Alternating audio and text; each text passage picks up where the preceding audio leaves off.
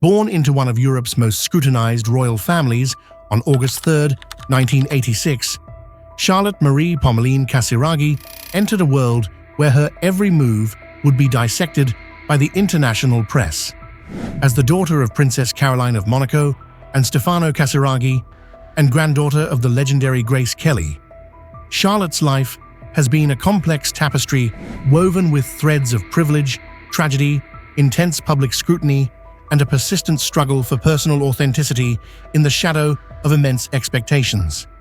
Charlotte's lineage reads like a fairy tale that turned into a cautionary story about the price of fame. Her grandmother, Grace Kelly, had been Hollywood royalty before becoming actual royalty when she married Prince Rainier III of Monaco in 1956. Grace's transformation from Oscar-winning actress to Princess of Monaco captured the world's imagination. But her story ended tragically in 1982 when she died in a car accident 4 years before Charlotte was born. Charlotte's mother, Princess Caroline, inherited both Grace's beauty and her burden. Caroline's life had already been marked by personal tragedies, including the death of her second husband, Stefano Casiraghi, in a speedboat racing accident in 1990 when Charlotte was just 4 years old.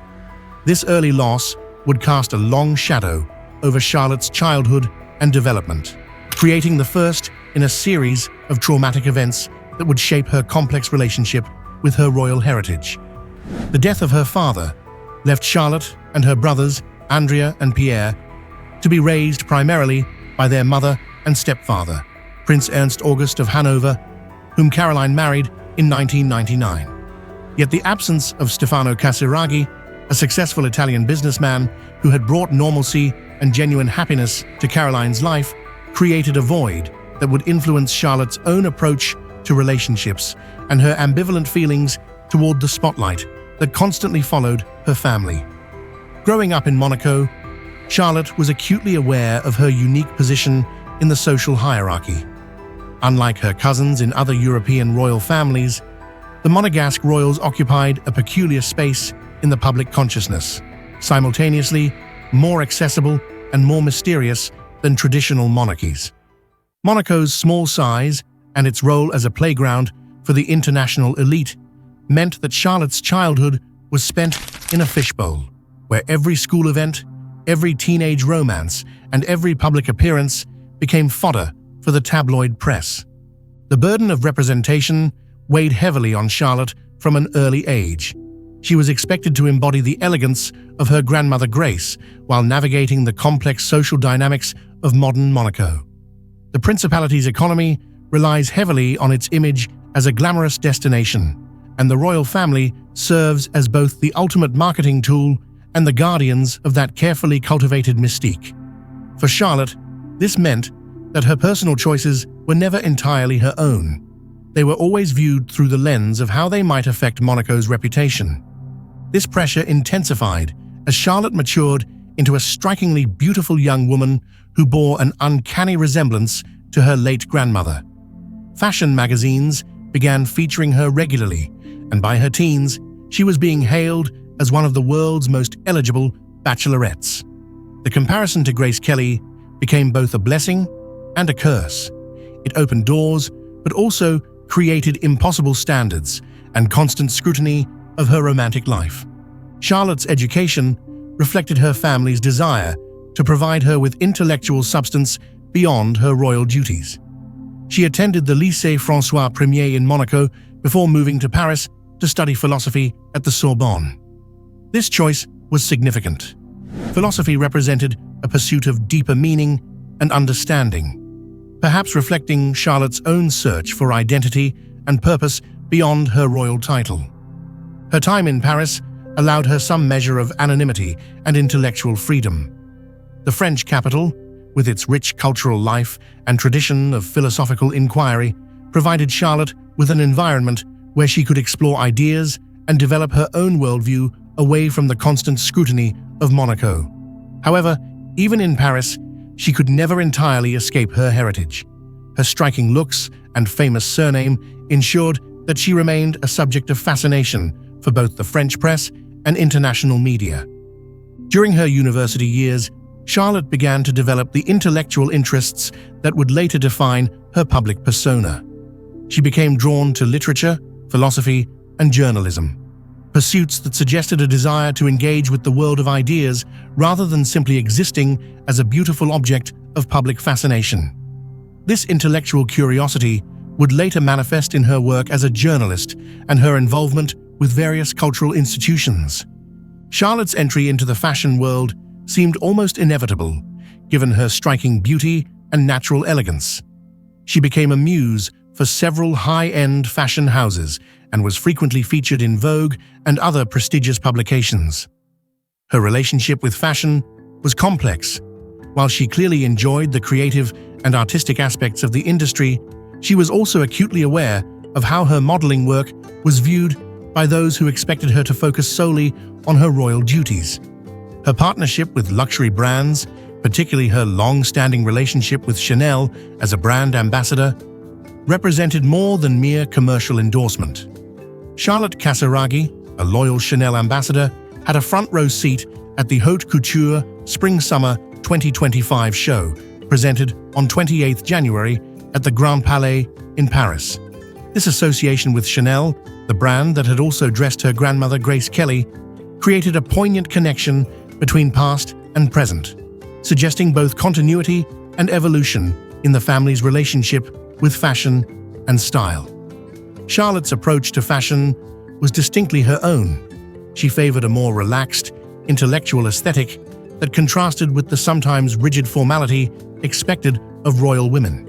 Her style choices often reflected her interests in equestrianism and literature, combining classic elegance with a touch of bohemian sophistication. This sartorial independence was another manifestation of her ongoing struggle to define herself on her own terms while respecting her heritage. Perhaps nowhere was Charlotte's desire for personal authenticity more evident than in her dedication to equestrianism. Horseback riding became both a refuge and a proving ground for her, a space where her royal title mattered less than her skill, dedication, and courage. Her involvement in competitive jumping represented a form of controlled rebellion, allowing her to take physical risks and achieve recognition based on merit rather than birthright. Charlotte's equestrian career was marked by genuine achievement. She competed at high levels and demonstrated the kind of dedication and discipline that earned respect from fellow riders who might otherwise have been skeptical of a royal dilettante. The physical demands and inherent dangers of competitive riding also seemed to fulfill a psychological need, perhaps offering a way to exert control over risk in a life where so many variables were beyond her control. The stables became a sanctuary where Charlotte could experience a different kind of relationship with others, one based on shared passion for the sport rather than social hierarchy or media interest. Her commitment to equestrianism was so serious that she even considered pursuing it as a professional career, though family obligations and public expectations ultimately made such a choice impractical. Charlotte's romantic life has been the subject of intense public scrutiny, often overshadowing her professional and intellectual achievements. Her relationship with comedian Gad Elmaleh, which began in 2011, marked a significant chapter in her life. Elmaleh, a successful French-Moroccan comedian, represented a departure from the aristocratic or wealthy businessman types typically associated with Monaco royals.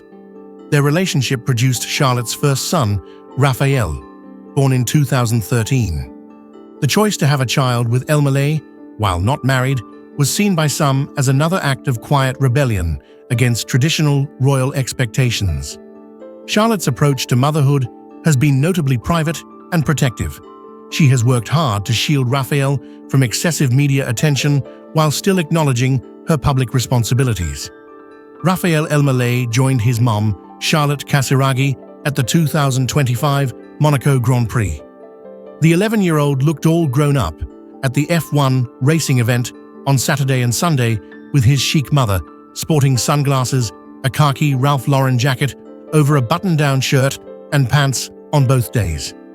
Her subsequent relationship with film producer Dimitri Rassam, whom she married in 2019, resulted in the birth of her second son, Balthazar, in 2018. The marriage to Rassam represented a more conventional choice in some ways. He was from a prominent French family with connections to the entertainment industry.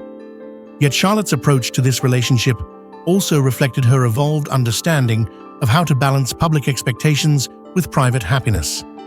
The complexity of Charlotte's romantic relationships reflects the broader challenges she faces in trying to live authentically while fulfilling her royal obligations. Each relationship has been dissected by the media, with every gesture analyzed for signs of happiness, compatibility, or potential dysfunction. This scrutiny has undoubtedly affected her ability to develop and maintain intimate relationships naturally. Beyond her royal duties and fashion work, Charlotte has consistently sought to establish herself as an intellectual force. Her work as a journalist and contributing editor for various publications represents an attempt to be taken seriously for her mind, rather than just her beauty or social position. She has written about philosophy, literature, and cultural issues, demonstrating a depth of thought that often surprises those who know her only through society pages.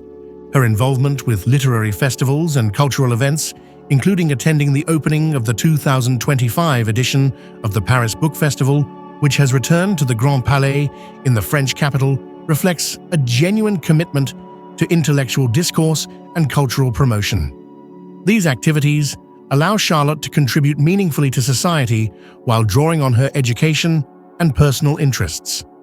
Charlotte's intellectual pursuits can be seen as both a genuine passion and a strategic attempt to redefine public perception of her role.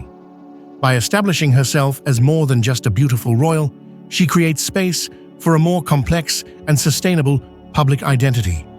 Her writing and cultural work provide outlets for self-expression that are less dependent on her physical appearance or social connections. One of the most poignant aspects of Charlotte's public statements has been her frank acknowledgement of the tension between her royal obligations and her desire for personal freedom. "I don't particularly like this official representing. I prefer to be free," she has said, revealing the ongoing internal conflict that defines much of her experience.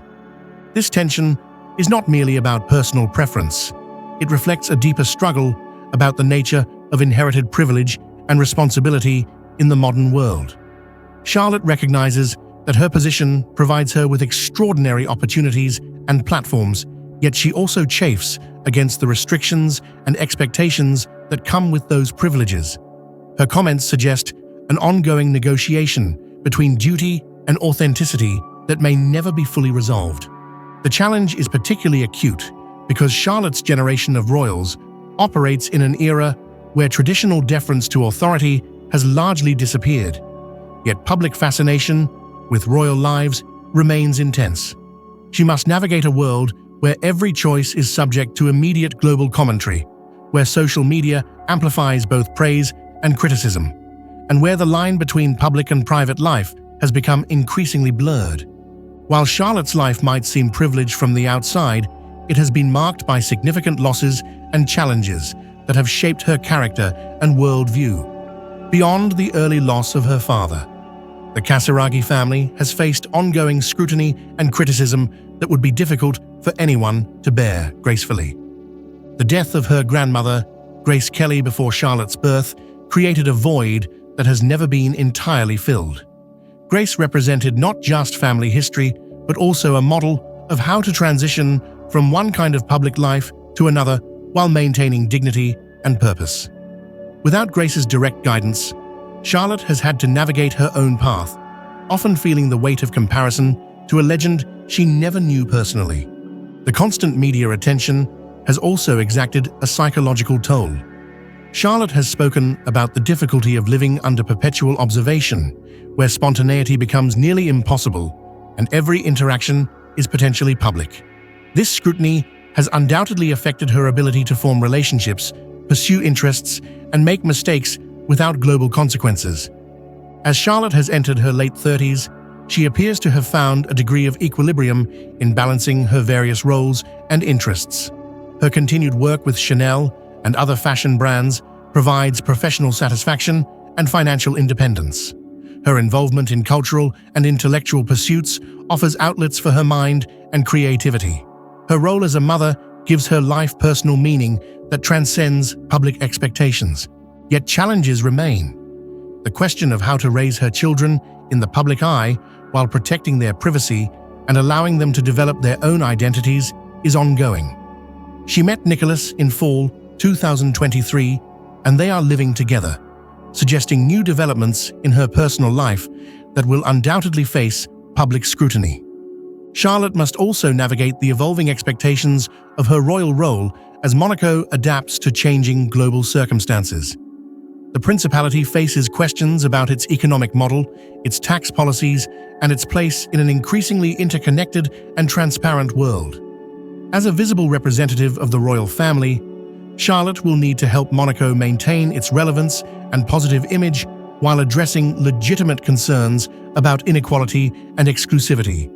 Perhaps the most tragic aspect of Charlotte Casiraghi's life is not any single event, but the cumulative effect of living without privacy or the freedom to fail quietly. Her story illustrates the hidden costs of inherited fame and the particular challenges faced by women born into positions where their appearance, relationships, and choices become public property. Charlotte's intelligence, artistic sensibility, and genuine desire to contribute meaningfully to society are evident. Yet these qualities are often overshadowed by discussion of her fashion choices, romantic relationships, and adherence to royal protocol. This reduction of a complex person to a set of tabloid narratives represents a form of ongoing tragedy, the inability to be fully seen and appreciated for one's complete self. The comparison to Grace Kelly, while flattering in some ways, has also been limiting. Grace was able to reinvent herself completely when she transitioned from actress to princess, but Charlotte has never had the luxury of such a dramatic transformation. She has been forced to evolve gradually and visibly, with every step subject to analysis and often criticism. Charlotte Casiraghi's life defies simple categorization as either entirely tragic or wholly privileged. Her story is one of beautiful complexity, a woman trying to honor her heritage while creating her own identity, fulfill public expectations while maintaining private authenticity, and navigate the unique challenges of 21st century royalty. The tragic elements of her story are real. The early loss of her father, the burden of impossible expectations, the sacrifice of privacy, and the ongoing struggle to be seen as a complete person rather than just a beautiful princess. Yet there are also elements of genuine achievement and satisfaction. Her intellectual development, her success in various professional endeavors, her evident love for her children, and her gradual creation of a sustainable public role that reflects her own values and interests. Charlotte's ongoing journey reflects broader questions about inherited privilege, the role of traditional institutions in modern society, and the particular challenges faced by women who must represent ideals of perfection while living real, imperfect lives. Her story is far from over, and how she continues to evolve will undoubtedly influence not only her own happiness, but also the future of the institution she represents. In many ways, Charlotte Casiraghi embodies the contemporary challenge of living authentically in an age of constant visibility. Her life serves as both a cautionary tale about the costs of fame and an inspiring example of resilience in the face of extraordinary pressure. Whether her story ultimately reads as tragedy or triumph may depend less on external circumstances than on her ability to continue defining success on her own terms while honoring the complex legacy she has inherited. The granddaughter of Grace Kelly continues to write her own story, one that honors the past while embracing the uncertainty and possibility of the future. In doing so, she demonstrates that even lives begun in fairy tale circumstances must be lived one authentic choice at a time, with all the courage, wisdom, and grace that such choices require.